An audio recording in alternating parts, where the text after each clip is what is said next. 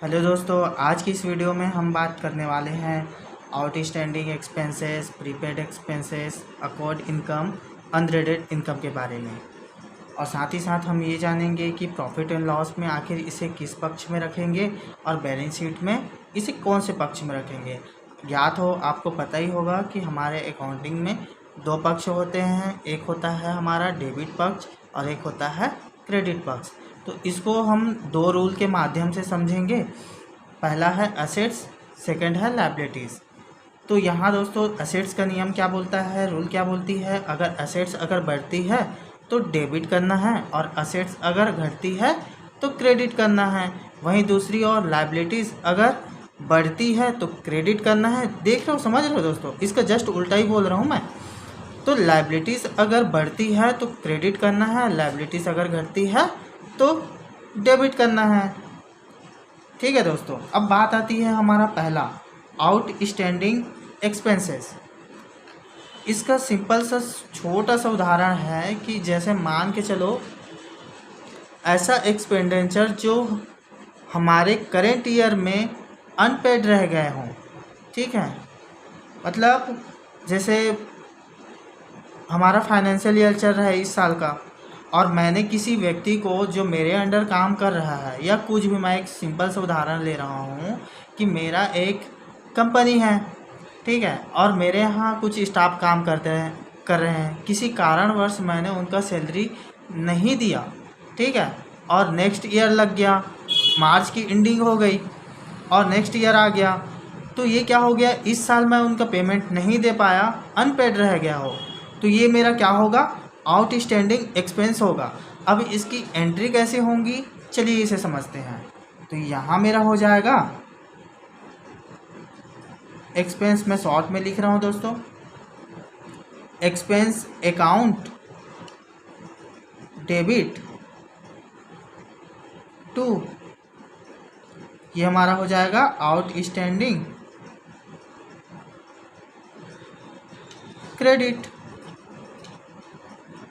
मतलब ये मेरा एक्सपेंस तो है ही, तो एक्सपेंस मेरा क्या होगा, डेबिट होगा, ठीक है, और आउटस्टैंडिंग मेरा क्या होगा, क्रेडिट।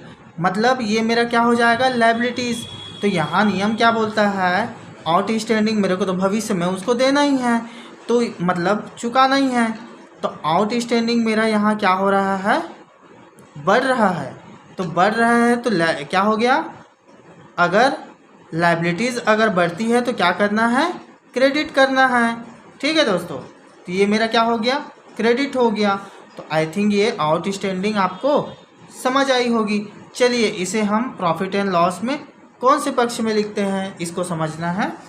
तो ये हमारा हो जाएगा डेबिट पक्ष, ये हमारा हो जाएगा क्रेडिट पक्ष, और ये हमारा क्या हो जाएगा, प्रॉफिट एंड लॉस में इस साइड होता है हमारा एक्सपेंसेस और इस साइड होता है हमारा इनकम। ठीक है दोस्तों, और ये हो जाएगा हमारा अमाउंट और ये हमारा हो जाएगा अमाउंट। तो ये हमारा क्या हो जाएगा, आउटस्टैंडिंग एक्सपेंसेस, और ये मैंने लिख दिया। अब यहाँ समझते हैं बैलेंस शीट। तो बैलेंस शीट में ये हमारा होता है एक साइड लायबिलिटीज़ का और ये हमारा होता है असेट्स। तो अब यहाँ समझिए, ये क्या है, हमारा आउटस्टैंडिंग हमारा क्या था, लायबिलिटीज़ था। तो क्या हो जाएगा, हमारा कौन से पक्ष में लिखाएगा, लायबिलिटीज़ के पक्ष में लिखाएगा। Very good.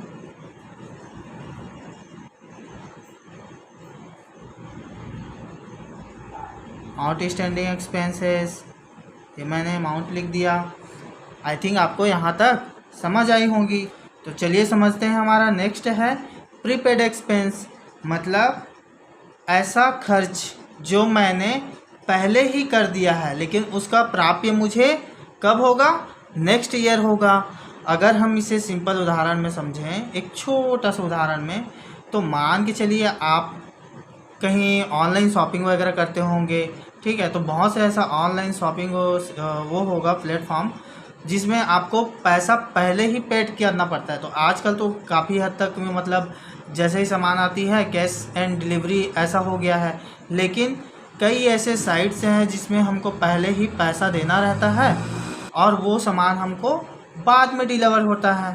ठीक है दोस्तों, तो यही है, उसका प्राप्य मुझे बाद में होगा। तो देखो वो क्या है, प्राप्य तो मेरे जो बाद में होगा ही, लेकिन हमने खर्चा पहले कर दिया है, तो जो प्राप्त होगा वो तो मेरे लिए असेट्स होगा ना। तो चलिए इसकी एंट्री कैसे होंगी दोस्तों, ये हमारा हो जाएगा prepaid expenses debit to expense account credit, ये हमारी एंट्री होगी दोस्तों। ठीक है, देखो प्रीपेड मतलब मैंने तो जमा कर दिया, पैसा दे दिया है, इसलिए मेरा क्या हो गया, डेबिट हो गया, लेकिन मेरा पैसा भी तो जा रहा है ना, तो क्या गया है मेरे पास से, एक्सपेंस हुआ है, खर्चा हुआ है, तो क्या हो गया, वो क्रेडिट हो गया। अब चलिए इसमें प्रॉफिट एंड लॉस और बैलेंस शीट में कौन से साइड में लिखना है ये हम समझते हैं। तो ये मेरा क्या हो जाएगा, ये मेरा हो जाएगा एक्सपेंस, ये हो जाएगा मेरा इनकम, ये हो जाएगा अमाउंट। तो ये मेरा क्या हो जाएगा, प्रीपेड एक्सपेंस। तो प्रीपेड एक्सपेंस डेबिट मतलब प्रीपेड मेरा तो खर्चा है ना, मैंने खर्चा कर दिया, तो ये मेरा क्या हो जाएगा, प्रीपेड मेरा खर्चा है, तो ये हो जाएगा मेरा एक्सपेंस।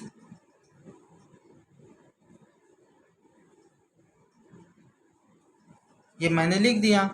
और ये क्या हो जाएगा, लियाबिलिटीज, अमाउंट, असेट्स, अमाउंट। अब देखो मैंने जैसे ही बताया, शुरू में ही बताया था भाई, जो सामान वो तो रहेगा, वो मेरा क्या हो जाएगा, प्रीपेड एक्सपेंस, लेकिन मेरा वो संपत्ति तो है, मेरा असेट्स तो है, क्योंकि मुझे उसका प्राप्त तो होगा, इसलिए क्या होगा, वो हमारा असेट्स होगा। तो प्रीपेड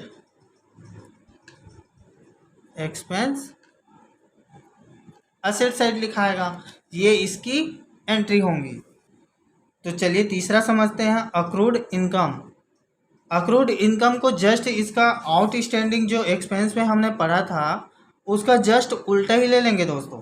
जैसे मान के चलो आउटस्टैंडिंग एक्सपेंस में हमने क्या समझा था कि हमने किसी का सैलरी रोक दिया था, ठीक है, तो हमने उनका सैलरी पेमेंट नहीं किया था। अब इसमें क्या है, जस्ट इसका उल्टा कि हमने काम तो किया है लेकिन हमको उनका भुगतान नहीं मिला है, सामने वाले ने नहीं दिया है, ये हमारा क्या हो जाएगा, अक्रूड इनकम हो जाएगा। तो चलिए इसकी एंट्री क्या होंगी, ये हमारा हो जाएगा accrued income debit to income credit. आ रही बात समझ दोस्तों, मतलब ये हमारा कभी ना कभी तो हमको मिलेगा, क्या मिलेगा, ये हमको भविष्य में मिलेगा। हमने काम तो कर लिया है लेकिन हमको पेमेंट अभी तक से नहीं मिला है, तो वो सामने वाली की लायबिलिटी है, लेकिन मेरे लिए तो असेट्स हुई। ठीक है, तो इसकी एंट्री क्या होगी, accrued income debit to income credit. तो इसको प्रॉफिट एंड लॉस में कैसे लिखेंगे, तो ये कैसे लिखाएगा, यहाँ पास ये हो जाएगा हमारा ऐड हो जाएगा और ये हो जाएगा हमारा अक्रूड इनकम।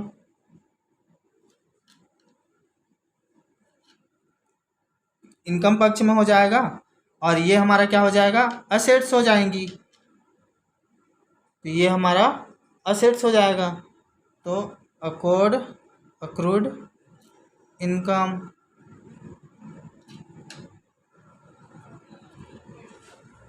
ठीक है दोस्तों, यहाँ तक समझ आई आपको।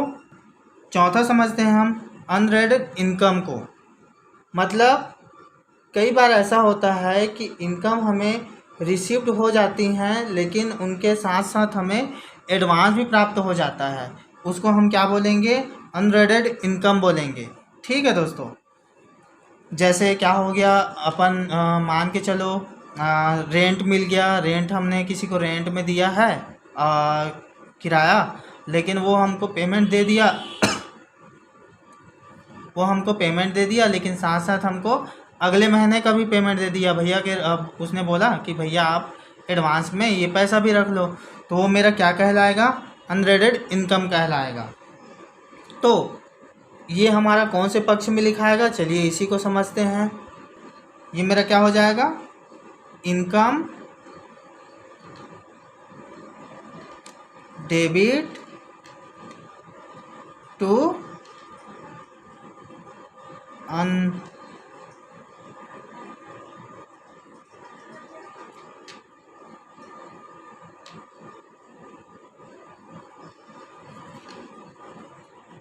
Unrated income credit. ठीक है दोस्तों, देखो यहाँ पास इनकम तो आई है मेरे पास, तो ये क्या हो जाएगा? मेरा डेबिट हो जाएगा, लेकिन वो मेरा क्या हो जाएगा? अनरेटेड इनकम क्या हो जाएगा? मेरा क्रेडिट हो जाएगा। Less unearned income. ठीक है दोस्तों, लायबिलिटीज हो जाएगा।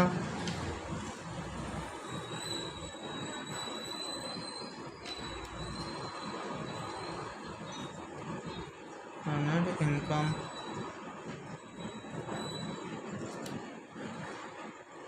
तो दोस्तों यहाँ तक आपको समझ में आ गई होगी कि outstanding expense, prepaid expense, accord income, unrated income कैसे बनता है, क्या है, कैसे करके